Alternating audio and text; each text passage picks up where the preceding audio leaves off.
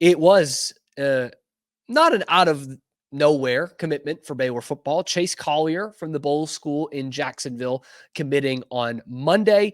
It is, right in the middle of our visit season here. We're going to have official visits and camps and all of this coming up. So you're going to see some Baylor football commits over the next couple of weeks, and we will of course be monitoring those. But this one is, I say, an exciting one. Chase Collier, the wide receiver from Jacksonville, as I mentioned, the Bolles School, which is the alma mater of Mac Jones and maybe more importantly, Chipper Jones. So get some good athletic players coming out of there. High 3-star guy as a receiver, 6'1", 167. And honestly, if you look at the tape, you're like, really? 167? He looks bigger than that. He looks bigger than what he's listed. He commits to Baylor over schools like Arkansas and Appalachian State. He took a visit to Kansas and Virginia, Michigan State. Baylor gets his signature. He's going into his senior season. And the jump that he made from sophomore to junior was pretty incredible. As a sophomore, just a small part of their offense, caught less than 20 passes, 215 yards, 1 touchdown. This past year, for a program that, from what I could tell, didn't pass a whole lot. He finished with 32 catches, but for 571 yards and 6 touchdowns. So already, like, we're talking about steps up. And I can already hear a lot of you saying, those stats don't jump off the page to me. Why are you saying this is going to be so exciting? Here's why. Here's why it's going to be exciting. This kid has all world speed. Okay. He had, and this is from 247, 5 sub 11-second efforts in the 100-meter dash. Okay. Now, if you're not a big track fan, I get it. That is all world type stuff. State champions run somewhere between 10 and 11 seconds. He did that 5 times in the 100-meter dash. Top marks was 10, 7, 8. That is state championship stuff. And sub 22 in the 200, and anything under about 60 is pretty good. In the 400, he ran a sub 52 seconds. Again, elite numbers all across the board. So what that tells me is he is a burner.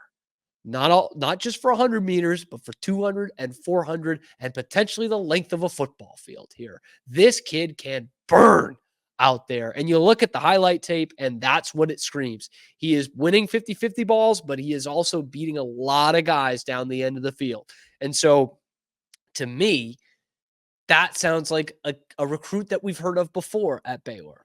And it's not just one particular player, okay? Because what it sounds like to me is a lot of the wide receiver targets they were bringing in the early 2010s, which led to some pretty great success at Baylor. And now, with Jake Spavital at the helm of the offense, we're running a similar offense to that. So all these things, these moves, in terms of the coaching staff and the players they're bringing in the portal and the ones that are getting recruited, I know it's not a huge deal for some of you guys listening, because you're like, it's the transfer portal era now and it's NIL. So these kids commit, but it's not a real commitment, this, that, and the other. And I get that. I do. But what these moves have shown me in the offseason is that they are not just saying, hey, we're going to have a more exciting offense this year. They're saying, look at the offensive line coach we brought in. Look at the receivers we brought in. Look at the receivers that we're looking at through the portal. Look at the prospects that are now interested in us because of this. Chase Collier is another example of that we're going to be bringing in the prototype that worked over a decade ago, to the tune of the best sustained run of success in Baylor football history. We want to bring in that player again, because that can still work. And I believe that it can still work.